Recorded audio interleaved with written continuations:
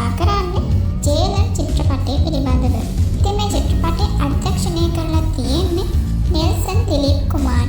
චිත්‍රපටය සඳහා ප්‍රධාන නළුවා විදියට රංගනයෙන් දායකත්වය සපයන්නේ රජිනිකාන්ත්. ඒ වගේම